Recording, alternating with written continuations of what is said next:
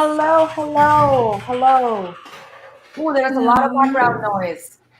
What you doing over there, Pachi? It's just my keyboard. Okay. One of those fancy ones. Okay. Well, hello, good morning, good afternoon, good evening. Bon dia, buenos dias. Whatever you're joining from, we are so excited that you took the time to join this stream, which is going to be a little bit different. We haven't done this before. I'm sure you're familiar with my amazing co-host here, Pachi, and co-panelists, the wonderful Patricia. Pachi is joining us live from where, Pachi? Where are you? From Barra Bonita, São Paulo, Brazil. Ajá. Y perdón, es boa tarde, no es Boa buenos tarde. días, boa tarde. Excellent. So I have the pleasure to work with Pachi for the past year and, my gosh, longer, year and 6 months, year Yeah, and and a half, yeah. almost 2 years. Well, I actually met Pachi way before when we had GitHub Presente stream, which if you don't know GitHub Presente, please take the time to join our meetup event because it's one way to keep track of what we're doing. We do have groups for Brazilian Portuguese. If you're interested in organizing these things, also, hey, join up. But I've had the pleasure to work with Pachi and do a ton of work in Latin America, which is really excited for us as a company. We've not had a ton of focus into very intentionally creating content and doing things to support the Latin American developer community. And this has been the story for the past 2 years, and I couldn't be more honored and humble that I have the opportunity to do that. Pachi has done an incredible job in Brazil. We've grown that community. I mean, I don't think it's a coincidence that now there's a million more developers than there were last year in Brazil using GitHub. And if you haven't checked it out, we also have a dev.to account. There is content there in Brazilian Portuguese that Pachi has created very lovingly and very professionally. So there is a ton of content from creating content to literally your README to more technical things. So go on, check us out on dev.to. I'll find the link and just leave it on the chats so you can go ahead and give us a follow there. So we've been super privileged to do a lot of work in LATAM. If you are joining this stream and you are a Latin American developer or a Latin American developer advocate, then you kind of feel our pain. I know I'm not currently in Latin America, but I grew up, I was born and raised in Colombia, and we definitely feel like things are going way different there than they are anywhere in the world. So it's kind of exciting that we're able to be very intentional about what we do and be mindful of how we can better serve developers in LATAM from a business point of view, from a human point of view, from all points of view. So to have this conversation today, we're going to have it in English so that we can all understand each other. And we're going to talk about what it's like to be a DevRel in LATAM and also why this should matter, why this should matter to you as a business, as a startup, as someone who has an idea to begin developing something, why you should consider Latin America in the first place, and what we can do to support our users there better.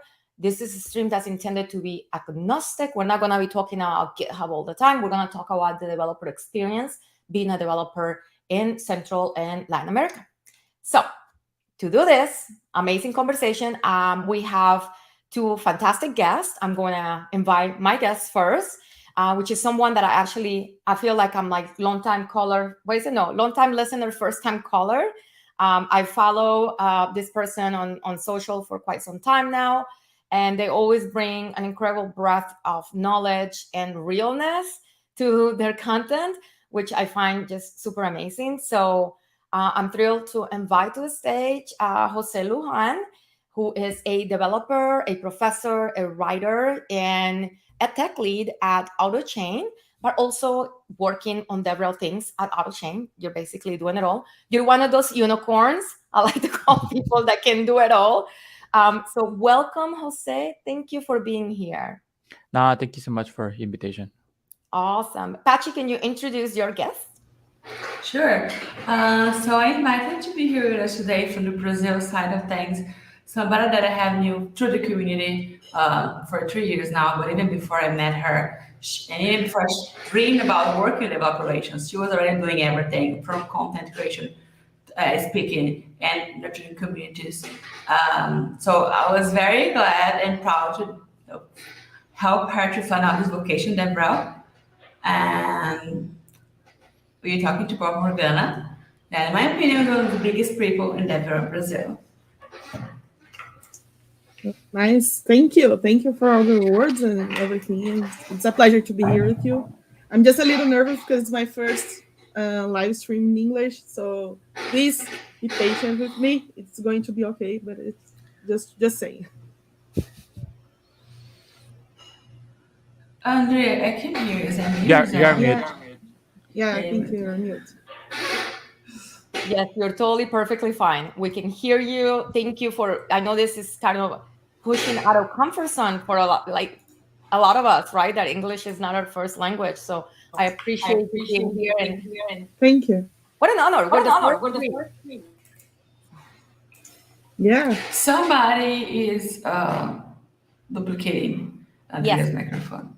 I think we have, maybe there's a little bit of feedback somewhere, but it doesn't seem to happen right now. So if we could just mute ourselves when we're not speaking, that'll probably take care of that. But all right, so let's get cracking, right? So we got 4 developer relations people. Also, Pachi, Morganna is one of our GitHub community leaders.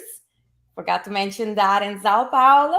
If you didn't know, there is a meetup there monthly full of amazing people in technology willing to network and learn together. And thanks to our sponsor, GitHub, and our other partners, I'm gonna mess up the name of the bank, so I won't try. That actually help us provide the space. Maybe Morganna can tell us the name, so we can give them a quick shout out. But thank you for organizing and leading that. And if you don't know, definitely go and join Meetup, and you can be a part of that community. So, but let's get started. So, I think all of us have come to DevRel via different paths. Definitely is not a linear thing. No one goes to university for software engineering with a minor in DevRel because that's really not the way that the profession is evolved, right? My path to DevRel is definitely unconventional, but the one thread that I feel I share with every single person who I've had the pleasure of having a conversation and is in DevRel is that most of us are very community-orientated persons, right? Most of us are people that, I mean, out there, I speak for myself. If it wasn't for the community, I wouldn't be here. I'm a product of this community. So we have that sort of, not, I wouldn't say duty, but more like the privilege of being able to actually do this kind of work and help other folks enter the profession. And it's exciting that we get to do that. So we are all working professionally now for different companies. Of course, Pachi and I at the moment work for GitHub. Pachi is going to be a free agent in a couple of weeks. So if you're looking for a fantastic developer advocate in Brazil, make sure you snatch her up quickly. But then also we have José and we have Morganna. So I would love to know if I can ask you quickly, just starting with José, how do you come to DevRel at your current position? And I know there is it's a bit of it's not the title, but it's something part of what you do, just so that we can kind of lay the foundation of where we are and what we're doing before we get into a little bit more of the nitty-gritty details. So how do you come to be DevRel at, and I'm going to mess up the name, Otto Change. Yeah. Otto Change. There you go. I think my first problem here is I am living in Cancun, Mexico, and everyone's know Cancun, but it's not for technology. That's a real thing. In my case, well, that's happened to me. I start working like software engineer since 15 years ago. But at that moment, we don't have communities. We don't have anything. Actually, it's very weird. You say I am working like developer, but in Cancun. So now maybe with the nomad and the digital era is different. But at the beginning, think about it. So my first goal at the beginning, because I start working like freelance, is I need more developers. How I can get that developers? I didn't find it. So the problem is I need to create a way to find developers. So I started creating meetups because I saw in United States they have the meetups and the meetup platform. So that's my first step. I start creating meetups, and it's so funny because at the end I think, well, maybe I don't find I can find too much developers, but my surprise is, well, my first meetup is with 50 developers. Yeah, maybe 50 developers, maybe a little more, a little less. But well, it's uncommon because I hear a lot of the stories about the first meetups with 2 or 3, 10 developers. Well, th- that's happened because it's a I think a geographical province for Cancun. So well, I start with that. I later start working with GDG communities. We know Google Developer Groups, the program. I create I was the first organizer of Google Developer Group Cancun, and I start involved with communities. Later, I start helping companies to find a talent because I have the community. I have contact with other communities. Well, they sometimes it's for free, just for to help. They need help, and I offer the help. That's all. But sometimes they try to hire me like. Uh, DevRel, but the specific process is to find the correct talent. I am not a recruiter. That's the thing because I don't have the psychologist background. My background is developer, but at the end they start invite me for that. I help them. I have great results actually, because it's a good numbers about the ratio and find the correct talent. So that part is important in my case because more developers, more companies that want to be an sponsors about my events and other things with communities, workshops, and other things. And well, at the end, 2 or 3 companies they try to hire me like DevRel positions. I didn't accept because I think I don't want to do in my full time the DevRel at the beginning. But well, at the end, 2 or 3 years ago, Turing tried to hire me about DevRel. I see it's a good chance because it's an international they have in mind an international program. So I think, well, maybe it's different because in my case it's only focused on Mexico or LATAM. And I see, well, I will try to learn more about the rest of the world, the FREL, how they are doing. And that's why I started it. And well, after that I finished my relationship with them maybe this year, but I don't remember it 3 or 2 months ago. But well, at the same time, a Web3 company they invite me to create the DevRel for LATAM in Spanish specific. Now, obviously, they have in 2 or 3 more steps global vision to change to rest of the world. And I say, well, I think I can do that. And well, that's my very fast resume about the DevRel relationship with me. Thank you. I appreciate that. It was like I didn't have my people, so I have to create the communities so I could find my people so that we could like grow. I think that's like most developers, same thing with problem solving. The projects you create is like to fix your own problem. Yeah. And then you go from there. Morgana, how did you start in developer relations? I think since I was born, actually, but when I started as a developer in 2016, but in the same year I started to be in contact with people and communities and meetups, and I was trying to understand what was happening. Like, how can people just join and talk about technology and share knowledge all free and volunteers? And I was in love of that, so I just started to be a part of this as a person that was just watching everything. Then the community just started to it's like it's just to try to make me do something with the community. Like, you can share your knowledge with articles or maybe talks and all this stuff. And I started to do this. So I know that Pachi was saying that I was a developer relations before I was a developer relations, and I think this is true. And I love communities and tech people and all of this. And when I was, I think last year, Pachi is my mentor, so I was talking to her about all this stuff, and she told me that, hey, you are developer relations. I don't know if you know that, but you are developer relations. And I was working in a bank as a developer, And I started to talk to them about this job, about this title. I don't know. They didn't have this there. So I was trying to build this space in this company.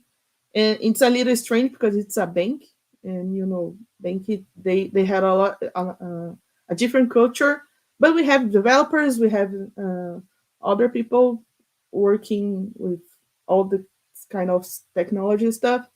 And I was trying to build the developer relations there, and I started to talk to them, and I get it the job, and I started to work with them as a developer relations, more inside of the company, more like helping people, helping developers, helping other technology people there, and started to build something with the community as well. Like, let's do a meetup to share something that we are learning here to the community.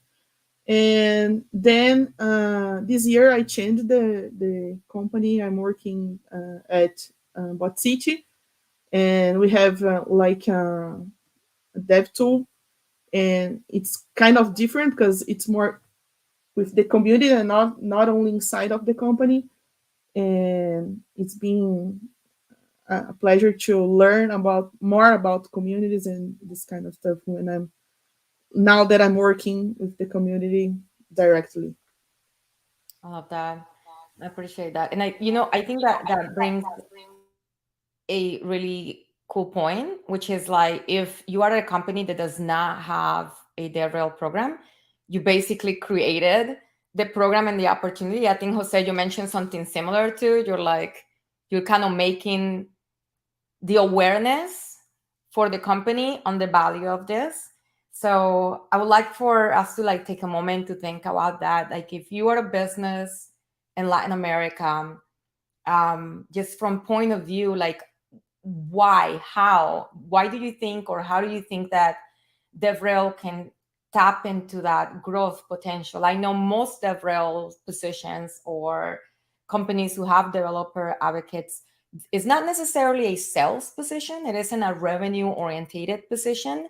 I like to think we're like gardeners, and we plant seeds and we help people grow. And then hopefully, hey, who knows, 10 years from now, we got a beautiful garden of people that we actually help use our product as best as they could.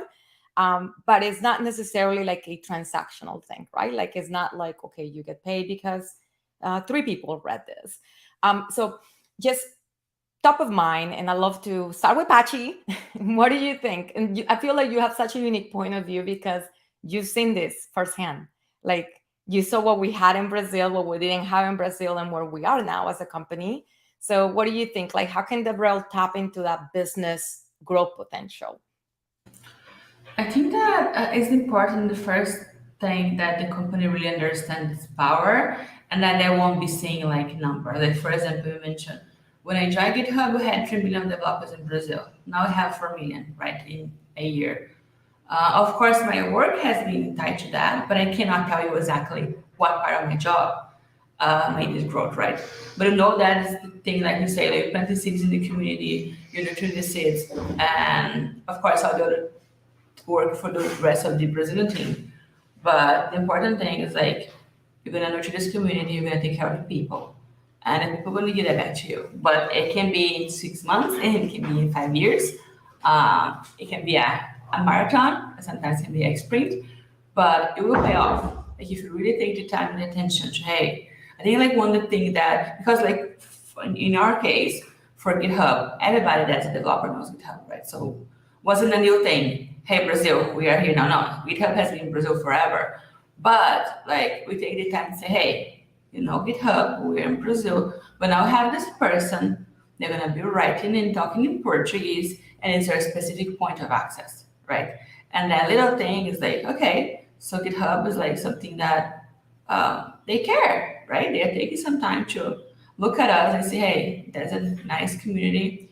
And I feel like that's like the big difference. And if a company taps on that, especially in LATAM, we have an awesome background of people, like, or I forgot the word, but our scene is very great. We have like people all over these countries learning now kind of programming languages and areas of development, but which is not seen because English is not our main language.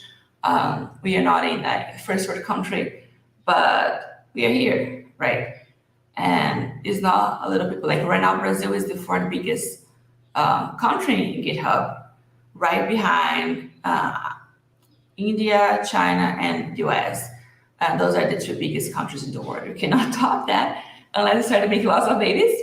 But this is how do we have the people here, and they just need a little bit of attention. Like I talk mostly about Brazil, but if I were empty in the rest of LATAM, that's true for all these countries. You don't need to have a huge program with DevRel, with lots of meetups and swags and conferences. No, you just have a point person talking the language and living the culture.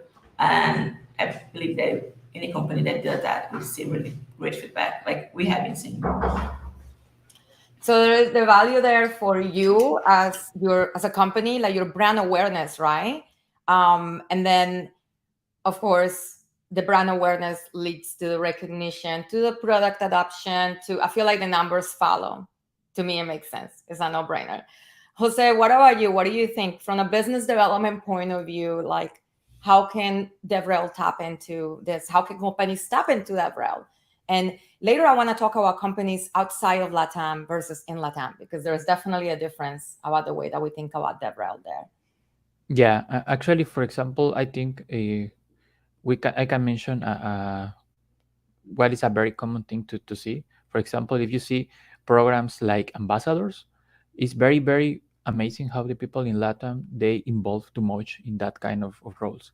I am not saying that's a disclaimer. I am not saying don't pay to the people, because that's a different thing.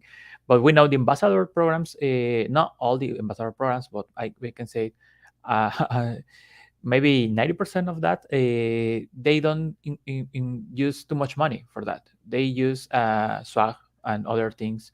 They help you in another ways. But at the end, the ambassador program is very connected with the community and is very connected with your company. So if you see the ambassador programs in Latin and in the rest of the world, you will see a huge increase in numbers about community meetups and events. And they are doing sometimes for free, just because they want to involve with the community, share with the people.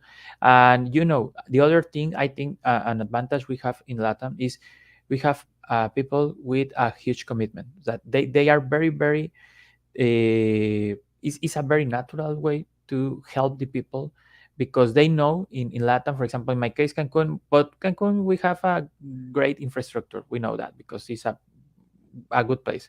But if you go to a different towns with less people, or very, very small cities, you will see they are creating too much for them, and they try to find the best tool or the best application or the best website to try to increase the innovation in the place. So if you are a business and you have that kind of products, obviously it's a good way to share with them, because at the end they are very, very they know is maybe just one chance, or maybe they just want one chance or two chance in their life to change the things, and they are trying to find the tools, to find the companies, find the talent, and they really want the change. So, well, I think that's the difference when you are in a big city, for example, I don't know, New York, Vancouver, Toronto. Well, if you have a meetup, probably the next time you will have two meetups with the same content, with the same speakers. So it's okay with that. But at the end, in Latin, if you find people and create the meetups and share the tools or share your content, they don't know if you come back. So I think it's a great thing, because if you have only one chance, probably it's a good way to start sharing that information with communities and things. And why not? You will find people with good commitment in LATAM, because they know if they probably it's the first time or maybe the second time, but they don't know if you will come back. So if you are a company and you have a business and you want to share and you want more developers with that, I think LATAM is a great place for that. Obviously, I don't have to say the obvious thing, like it's cheaper. You have better access now for the good places, because if you compare that with the big cities, well, you have to a lot of competition. So it's a fact actually, and you have to think too much. Well, if you create a meetup on Monday, you need to see which one is doing the same in you on Monday, because it's a huge city. But in small cities and far away places, you have an advantage to do that, and you have great people. And I don't know if it's a correct way to say that, because not about the English, just about the context. But you really find a high talent. You have What is that? a very important talent, because at the end, it's not a secret. A lot of companies, they are trying to hire developers from LATAM. That's the reason why. Because no, it's because they are cheaper only, because we have cheaper people in all the world, rest of the world. They are trying to find because they know we have talent, we have the knowledge. Sometimes they have access to the English, and they know the products, and they can execute the products. So I think it's a combination of that things. Obviously, it depends the project. You have projects with more innovation, or you have projects with more business impact. Well, you need to find the correct form. But at the end, I think there are good reasons to find developers here. Excellent. And honestly, what you said about how it's not just about cheap talent, it's about the talent and the people, that is so important. Because you're right, there are places in the world where you can find, in cheap, I hate that saying it like that, but it costs less for a company that's outside of the countries, like in Latin America, to come in. That competition that you mentioned, when I lived in San Francisco, every day you could pick basically 10, 15, 20 different things to go, like during work hours, after work hours, because there were so many like competing events, right? Everyone wanted to have developers come to their things. So people get really creative about how they throw food at you and stuff, an open bar, things to get you motivated to actually show up and share. And you're right, if we tap into those places that maybe there isn't that much competition. So as a company, when you're looking at your rate of adoption, you're looking at that heat map, that if you're lucky enough to have an amazing data scientist, shout out to all data scientists out there, and you're looking at that beautiful heat map, and you start thinking, wow, okay, like it looks like outside of Cancun or around Cancun in Mexico, there is some user adoption there, and maybe we can try and find a way to actually support those developers, like very specifically. So that's definitely an opportunity there. I think a lot of business sleep on it because the unknown and the cultural norms and all the things that maybe you don't know. Because I've seen DevRel done very poorly in LATAM as well. No one here, obviously, but I have seen it, because companies think, well, you can just go and throw money at something, or just, put the burden of all your engagement in the community. And that's not how it works at all. I'd love to ask Morganna, because you created a program specifically for a company who did not have a program. They didn't even know DevRel. Difference between before and after. And remember, DevRel can be internal, like what Morganna did. DevRel can be to support developers and how they use the tools that you have at your company. So any thoughts about how if you saw any kind of difference in the transition, etc.? Yeah, I think there are these 2 points of view. Like when we were working for a company inside the company as a DevRel, and I like to think that we, as developer relations, we build, or we try to build with the people a new culture there. Because okay, you work for a company and you are a developer, or any other positions like QA, data scientist, security analyst, SRE. It not depends. It's not only developers, but you are working there, and you do your job and you go, and it's all okay. But when you have a culture inside your company that people share their knowledge with other teams, and they try to help each other uh, uh, to fix something, or to build something new, or to help each other to with a bug in the software, I don't know. And this is the I think the most important thing when we work as a developer relations inside a company. It's the culture that you build there, and you make people to like they begin to like to share something that they are learning for themselves or for the company or for something that they have to build inside there. But I think this is the most important thing, like the culture that we build there.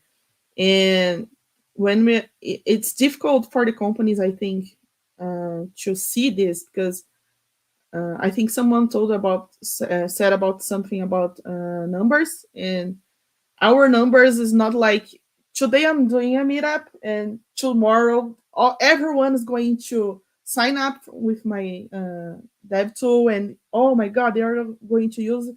It's not like that.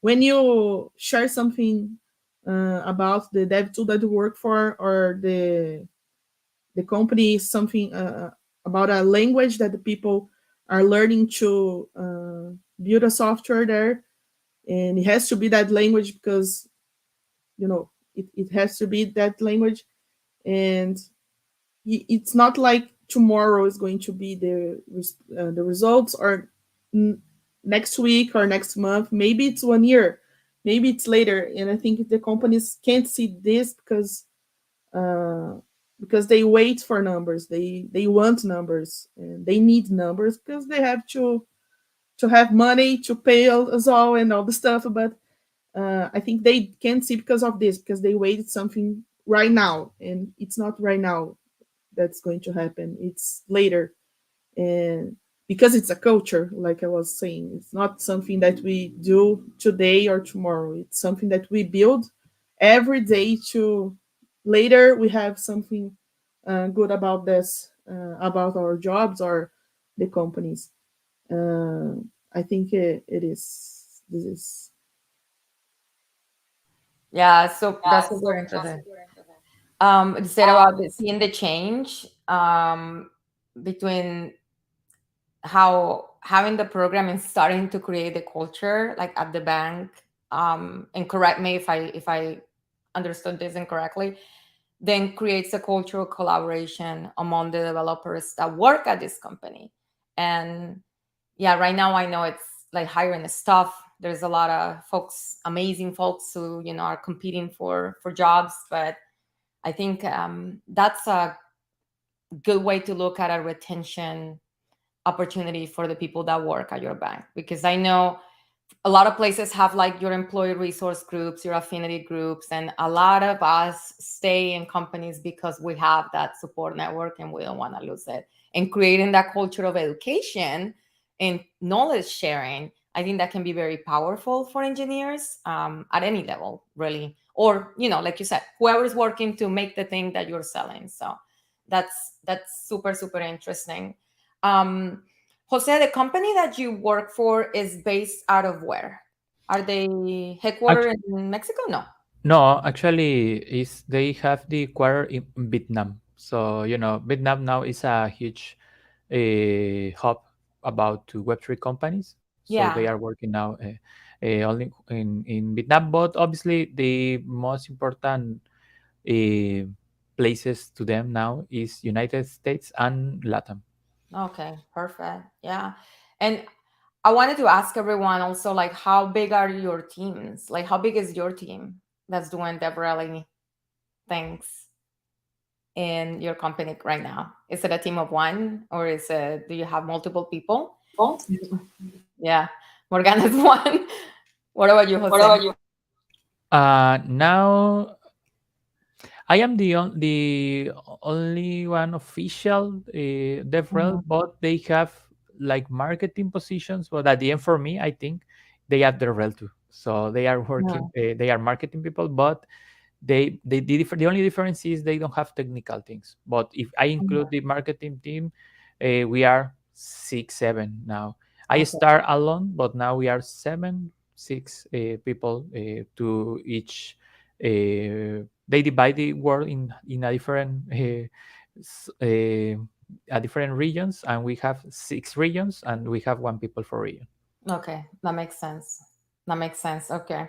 So, what do you think is one thing, any business, if someone is watching this now, and this is something that I want to make sure that we're kind of clear on, because I think I've noticed there's a lot of startups now hiring, and they're starting to hire, and I feel like it's in the right order for a lot of reasons, but then also completely backwards in that they're actually trying to beef up their before they do like customer success or any account managers, they're looking at DevRel, right? But they want to hire a DevRel person that's gonna be like not just DevRel, but it's gonna be their marketing person. It's gonna help them onboard the rest of their company. They're looking for. It's more like, yeah, we're gonna call it DevRel, but really, you're gonna be doing a lot of things. Which is what happens. Really, that's the startup grind. That's the way that it is for a lot of us, I guess.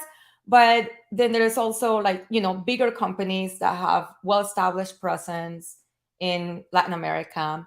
So I think there's opportunity there for at any stage of a business to have a DevRel component, right? And it doesn't mean it has to be a team of 20. Like a team of one, like Morganna, can actually get a lot done. So definitely just keep that in mind. If you're a business, if you're a startup, if you have an idea, there is room there for you to apply DevRel principles to whatever it is that you're building. And I love the case of like not only inside, but also outside, right? But if you're a company that right now has, let's say, some product adoption in Latin America, and you're thinking, I want to take it to the next level. Like now I want to make sure that we actually intentionally actually caring for this user base, not just, saying we do and selling. Any ideas, like what is something that you think a company can do to show up for developers in Latin America and actually promote that adoption of whatever it is? If it's a DevTools company, if it's a Web3 company, whatever it is. Any ideas of what do you think a company can do from the DevRel lens? And I can go ahead and tap on Jose. Okay.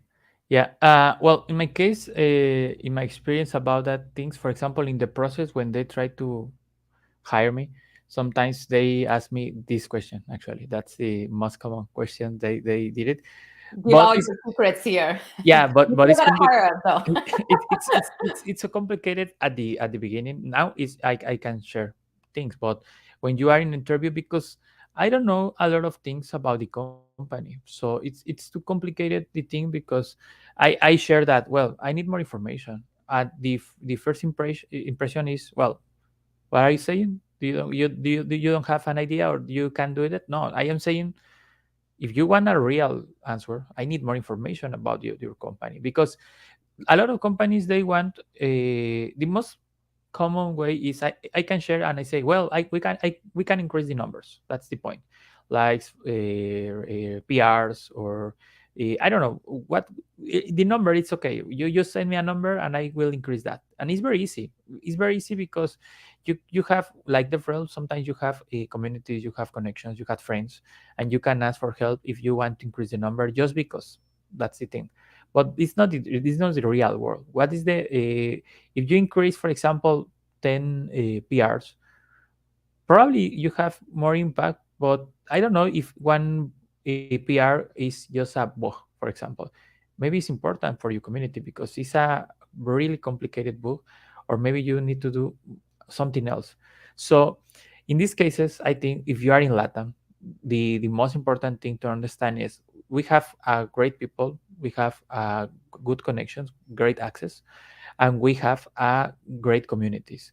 Okay, so I think we can involve these three elements. I think with the if we think in a long-term strategic thing. Okay, always suggest that.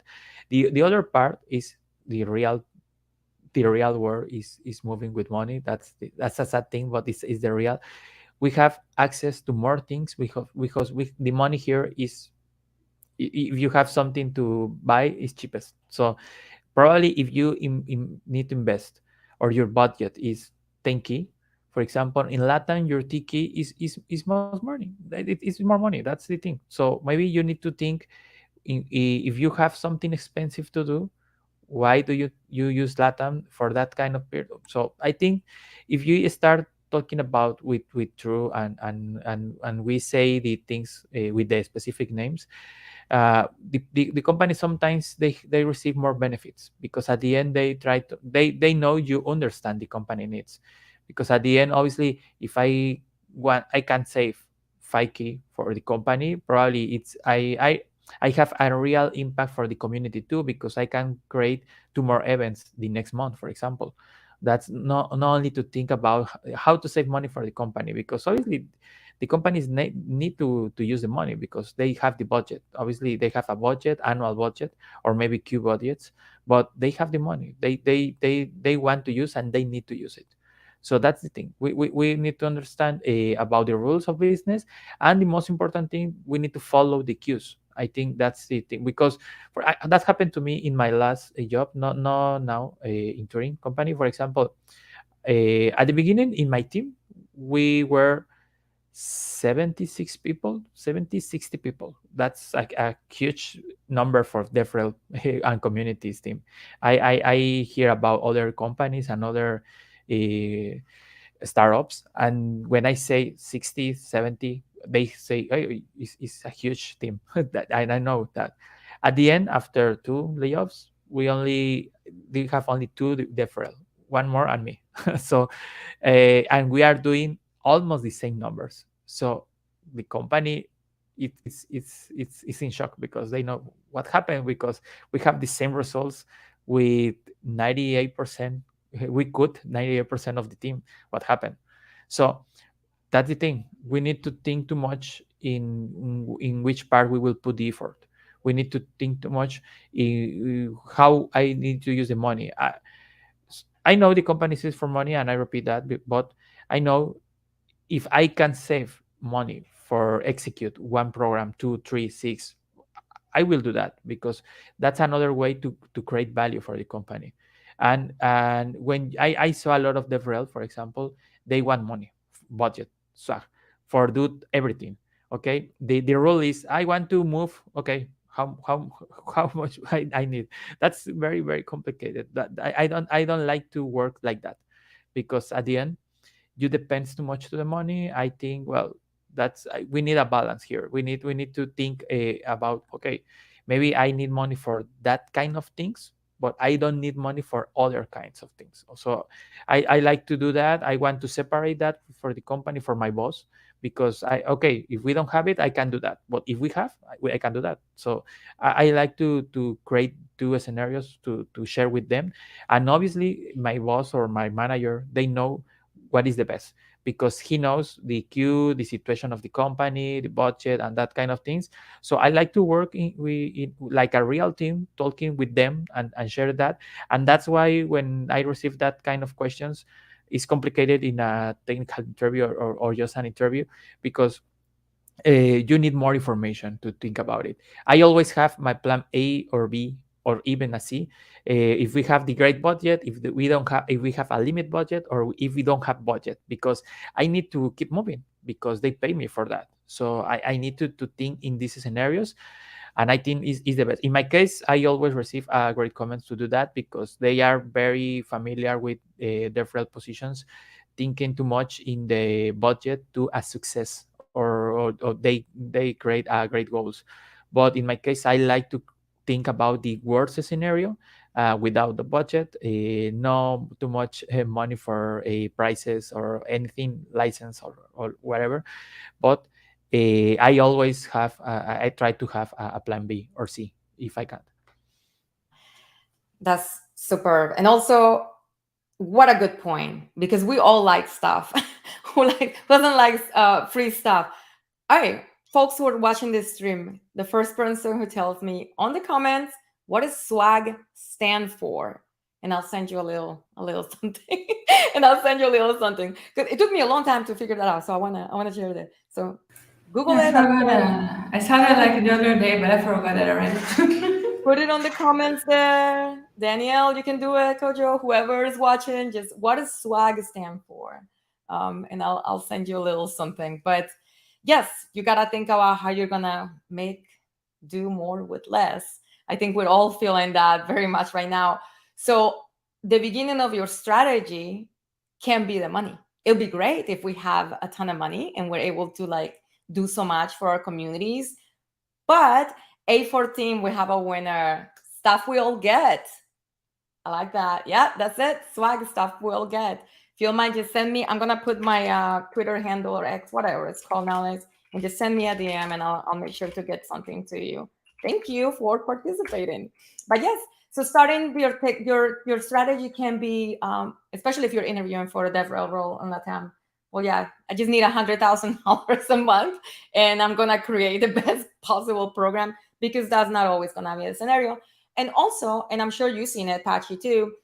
That's not always the answer, because there is companies that they do have, and they put on these incredible shows, but if you miss the essence of what actually matters to developers, then it doesn't matter how flashy it is. It's not gonna work. Pachi, you've been traveling a ton at conferences and seeing what DevRel are doing in Brazil. Like, I'd love to hear from you and Morganna a little bit about what you've seen, like how are companies using DevRel in Brazil, and do we need more awareness? Because I feel like we do. I think like any business that's watching this stream needs to like really understand why this is important. But I'd love to hear from you.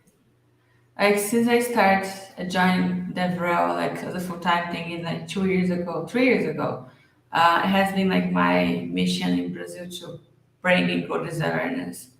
Actually, like this Saturday in Brazil, we're gonna be hosting the first DevRel meetup in Brazil. So if you're from São Paulo and is watching, you're super welcome to join us. Because like DevRel is still like, especially in Brazil, is a mystic thing. Like nobody really knows what it is and try to explain. So it has been really a big job, right? To just bring and touch one people to other people, like I have been doing like every time that I'm going to a conference to speak about something that's not GitHub related, and speak about what is DevRel. And for us, maybe something very simple, but like people don't know. And when people find out that there's a thing that exists, like, hey, that's pretty cool. Like, any company could use that. Especially like say you don't have money in LATAM, and companies don't want to like start investing a lot of money, so you had to show the work we do. One thing that Twilio does great in Brazil, they have, I think they have more than one developer advocate. They should have one. But this one, he's out going to all the events. He does like these little games with their product. So it's not a huge budget. I just like Leon traveling to all the events that he can. Sometimes they sponsor, sometimes they just like use his backpack and some WhatsApp game, and it's always great. Like people are always going after him to get swag, to like learn how to use things. We don't have to do big things. Like you just have to take some time to just give some attention, right? I feel like the most things that happen in Brazil is like really. I feel like that's something that worldwide, like after pandemic, everybody wants to go to in-person events. But I feel like in Latin is even stronger because we are like more outgoing, happier party people. So like, I feel like the biggest thing that has been going on these last 3 years is just being in events. We don't have like lots of events that went, like we didn't have much budget in GitHub. So it's just me going to events with a couple of stickers and talking to people. There's not like, of course, if you have like a big budget with big things, after you have like stable like starter, maybe I could be done much more, right? But I feel like for starting, you have to feel the ground before like you ask for investments. And just going to events has been a great way to do the first step. Yeah, I think that first of all, I think that developers doesn't like marketing stuff and people that are trying to sell them stuff. And this is really important to know, because when you ask like what the company can do or what they can try to do, why to hire a developer relations person, because we are not doing like marketing things. We are not doing this kind of stuff. We are just there. I like the way that Pachi said, because we are there to be there with the communities. We are there to share knowledge. We are there to hear the community. That's one of the most important things that a developer relations person has to do here. And because we can, how can I say, we have the same language of these people, of developers and other tech people, because and because of this, we have to be in the conference, in the meetups, in the places. Sometimes not just like giving swags or giving stickers. We love GitHub stickers, but we want to learn how to use it. We want to know how this tool is going to help me to be a better developer, or how is this tool going to help me to be to help the company where I'm working. Uh, so I think this is the most important thing. Like money helps a lot when we have to travel or going uh, to be somewhere we are not near, but uh, and with the swags, of course. But sometimes it's more important just for us to be there and to talk to people and to be there for them and to hear, to listen to them, because the community has a lot of feedbacks for us, and it's really important for us to hear and to give to the company, and maybe improve the tools and improve all the stuff that we are already doing. So even our work as a developer relations, we need to hear and to see how people are looking at us when we are talking about the dev tool or the any other tool or the culture that we are building in the company. Like we have to hear and to listen. I think this is the most important thing. Yeah, That is I that is just want to add to what Morganna said that you getting the feedback when you're in the ground in an event, getting the feedback there is a totally different feedback that you get when like send out forms and ask people, right? Mhm. You don't even ask for feedback. You see, you okay, you're in a company, so this is my feedback. Like it's very much more casual and much more honest than like if you just ask people, hey, what do you think of my product, right? So I think that's one of the most important things about like being on the ground, going to events and talk to people because they will tell you things that they wouldn't tell you online or in a forum or over a call because it's just like relaxing, like in a conference. And they say, hey, I use your thing. That's great, but I have some improvements I would like to see. So yeah, people are much more relaxed and ready to share their honest feedback, like in person in these events. I think for Latin America, especially because culturally speaking, I think we are more of the people that will sit down con el cafecito. Let's talk about this. It's not so. I might send you an email and ask for feedback. How are you liking this thing? But it's not going to be the same conversation that we have if I'm standing next to you and we're talking candidly about. And listen, it can be good, it can be bad. They can hate your thing. And your job is to listen. Morganna, that was an excellent point. Like, so powerful to just listen. And for companies that are sleeping on this, the pipeline or feedback that you have in your communities is wild. Like, you really want to know what developers think about your product. Don't do a marketing campaign. Get some community people, get some DevRel people, and talk to them because they will tell you.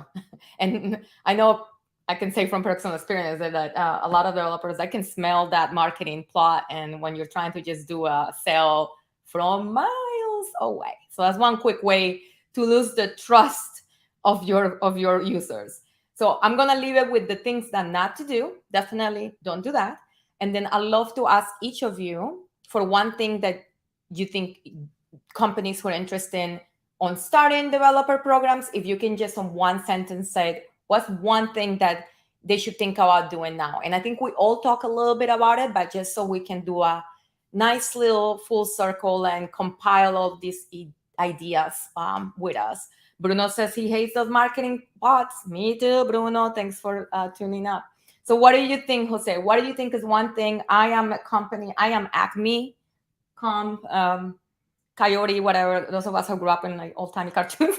And I'm interested in looking into how I can start a developer program in LATAM. Like, give me some advice, please. And if you want to hire him, like, that's another thing. But this is going to be free. I can give you 20 if you want. But I think maybe it's not the most important for the company, but I think for us, like DevRel and community, I think it's very important. Mhm. Don't say you have transparency if you don't. That's the thing. I think Ooh. it's so complicated because at the end the people is not full. They know, they hear, they read, and they understand. That's the thing. And I think it's worse when they if they have any question and they know it's not a transparent answer, well, that's the thing. I think is worse for you, because it's better to say I can say something, or I can't, or just can't. That's I don't. That's the thing. You is if you have something to share and it's not a good thing, well, maybe just don't. That's the answer. But don't say you are open and you are a transparency and you have all the information, because that's I always say that to my teammates, my company. If we don't have the best product for this, don't say it. That's the thing. I say, well, probably we have more, or you will find more better solutions with other products, but this is my best, and I can expose my points and my things. Maybe I am wrong, or maybe my product is not the best, but I like to share with you my details, and I create my list, and I will show you all the elements in my list and explain that. And maybe I am not the best with the explanation, but I try to do my best, because no one can say you are wrong if you are trying to do your best. Because obviously always you will find something better, or you will you are fighting with the best product. Well, they have a timeline, probably they have more time or more money, I don't know. They are the best, and it's okay. But my product is for you because I have these limitations. Maybe it's not expensive, or maybe it's faster to execute and install. I don't know.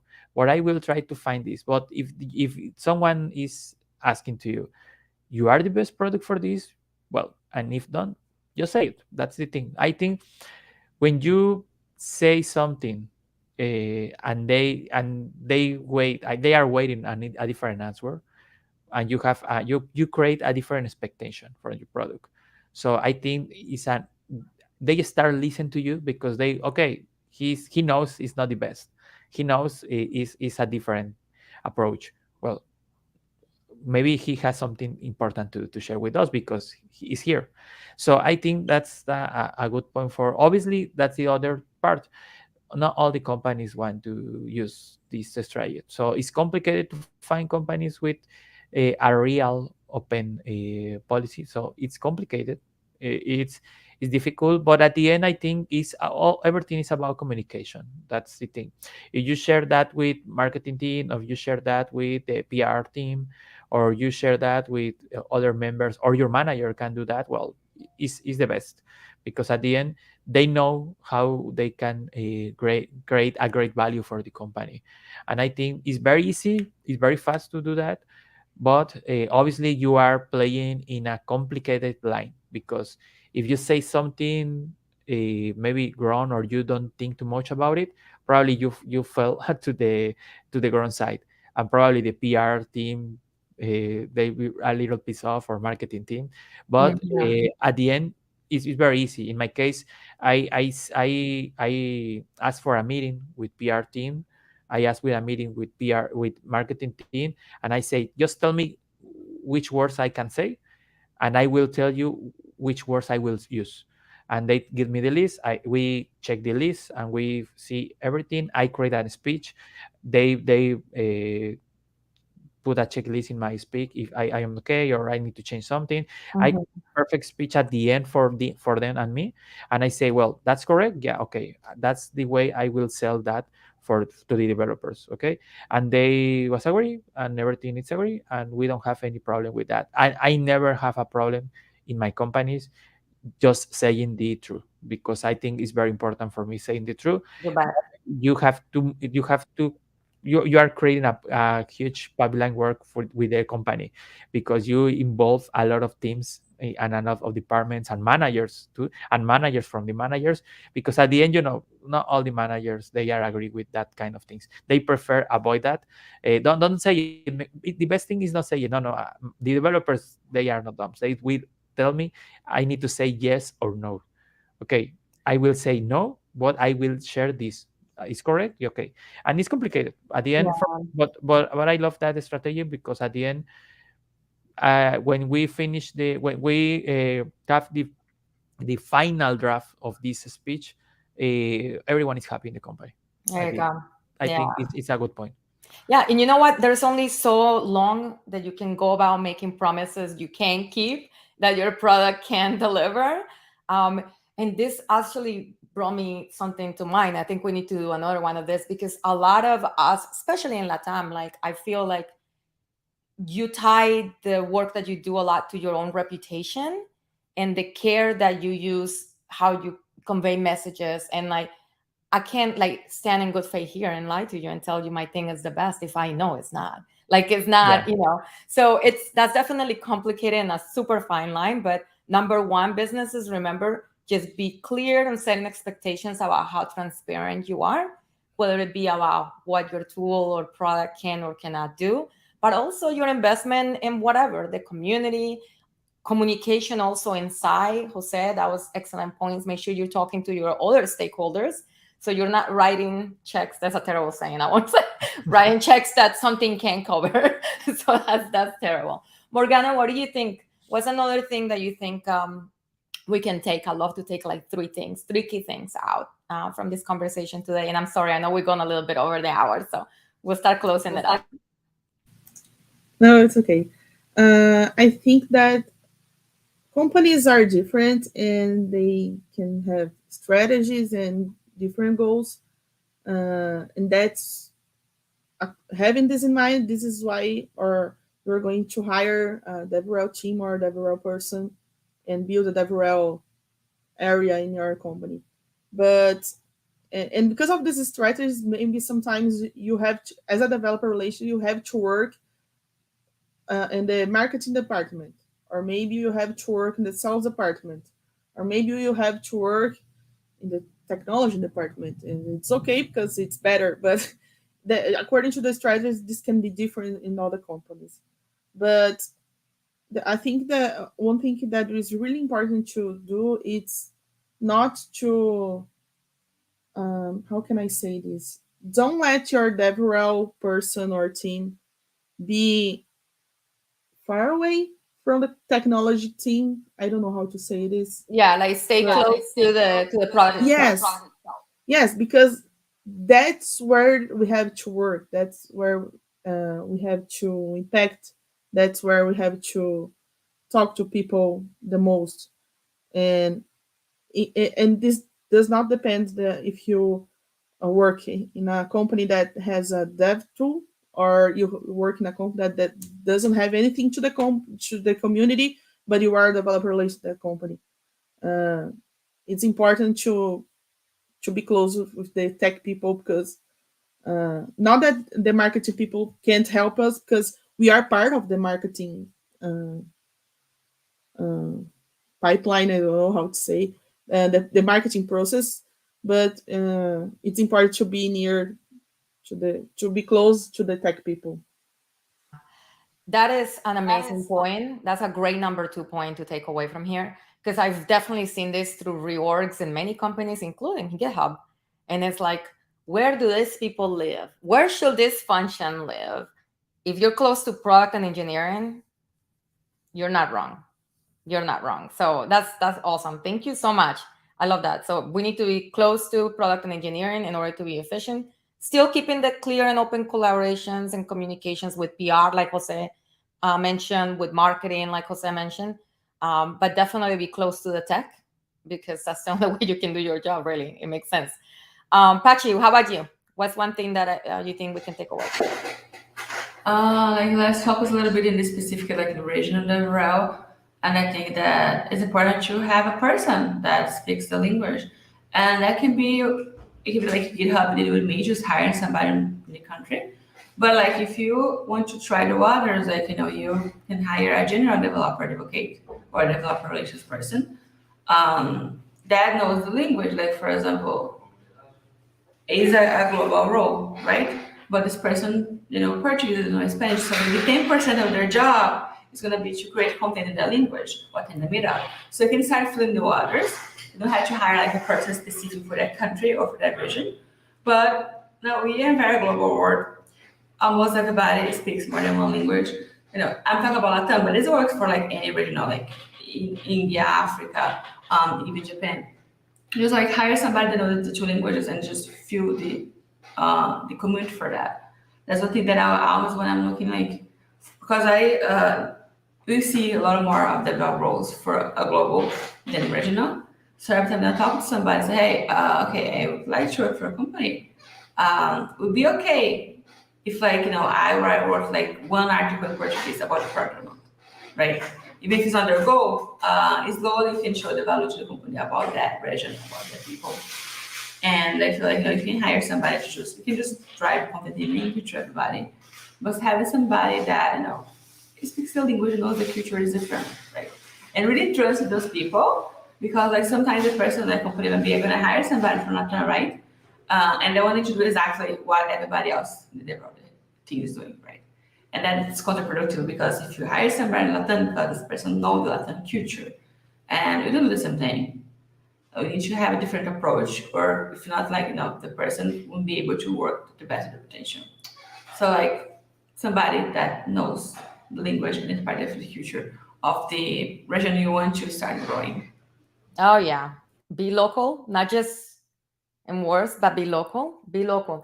If you are truly dedicated to creating a DevRel team, or you want to support your users, or you want to improve your product, and you're very intentional about it being for LATAM, it needs to be in LATAM. And it needs to be someone who understands the cultural norms beyond the language, the language is also important. Please stop with the machine translations. I know it's getting better, but please stop with that. That's like, it hurts my soul whenever I read something in Spanish and I can tell that it was just a quick Google Translate, and then there you are, that's your content. Be local. If you're going to be local and you're intentional about your market being, penetrating LATAM, then you need to be local. You need to hire someone. Plus, like Jose mentioned earlier, the talent pool of developer relations people and engineers and everything in Latin America is fantastic. So go for it. Why not? Be local. I appreciate the three of you so much. Thank you so much for sharing so much wisdom. I think with these three key points, be clear and transparent about how transparent you're going to be. Keep your team close to the product, and be real about being local. Those are three things that anyone who's watching this right now or the replay can take to their companies. And honestly, if you are a Latin American person working for a company, whether it be in LATAM or outside of LATAM, and there isn't a DevRel team, but you're doing DevRel things, right? They're calling on you to go speak at a conference. They're saying, wow, you really know how to write this blog post. Why don't you just keep writing the blog post? So you're already doing the job. One of the best pieces of advice I ever received is to just create the job that you want. So go ahead and make it. Be like Morganna. Take it. There's nothing but upside for you to propose to the company you currently work for and show some deliberate strategies. You can show growth. You can show, hey, take the story GitHub Brazil, for example. You can show how it is power into nourishing and actually being local and creating those user spaces, and propose it. Worst case scenario, they say no. Best case scenario, you're now head of DevRel and you're starting to build a team and you're doing awesome things. So just leaving that there, planting that seed. But where can we find everyone here? I've been sharing throughout the presentation, throughout the talk, some of our links. But please go ahead and give our amazing panelists a follow. I have Pachi Apache Codes on Twitter, and also Living in All Things Amazing for Brazil and Brazil communities. Check out the communities these folks are working in and the things that they're doing, because they are super interesting. Go ahead and give Morganna a request to connect or follow. I don't know how LinkedIn works nowadays, but let's go ahead and connect there. And then go ahead and give Jose a follow on Twitter if you want to. I know that all of us don't necessarily only speak about this subject, but definitely every single person in this call has worked with communities, has worked creating DevRel programs. And so we get it. And our DMs are open. Volun winners, all of you. But it's been an absolute pleasure to talk to all of you today. Thank you so much for being here. And I think there's another conversation because we ran out of time. We went a long time, but we did lay out some really key lessons. And I hope that everyone who's watching this actually considers Latin America and some intentional investment there, because it's awesome. So thank you all so much. I appreciate you. We'll see you next time. Anything that you want to share, like conference you're speaking at, anything quickly that you can promote, any streams, anything that you want to share, this is your chance.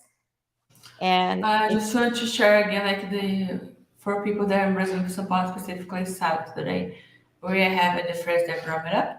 It's going to be a very small event because it's very focused on DevRelers, and we don't have that many here. So if you work with community or content or application DevRel, just call me on LinkedIn and I send you an invite. It's going to be pretty awesome. We're going to be on the Google office in São Paulo, so it's a fancy place. And we have a lot of awesome people. It's going to be super fun. There you go. And if I'm DevRel curious, can I come to this meetup, hang out with you folks, and figure it out if this is something I want to do? Or is this only for people who are professionally working in DevRel right now? It can be curious, but you need to know what DevRel is, right? We're going to be a little more advanced, like talk about metrics, about content, about how to better your content. So if you are interested in DevRel because you already understood that and know what DevRel means, you're totally welcome. But if you're just like, okay, I hear Pachi and we're going to talk about DevRel all the time, I want to know what that is, then you can check our articles because that's a better place to go. Got it. Anything else we'd like to share? No? Okay. All right. And if you remember something later, then just come on back to one of the points where we stream and leave it on the comments. I'm sure folks can see it later. So I appreciate you all. Thank you so much for your patience on my 13 minutes over. Actually, I might have even said it was 45 minutes to some of you to get you here. So I'm sorry. I was not very transparent, but thank you for being here. And I appreciate everything you do for your communities. You're awesome. All of you are unicorns. Now go get paid. We'll see you next time. Bye. Thank you, Andrea. Bye. Bye.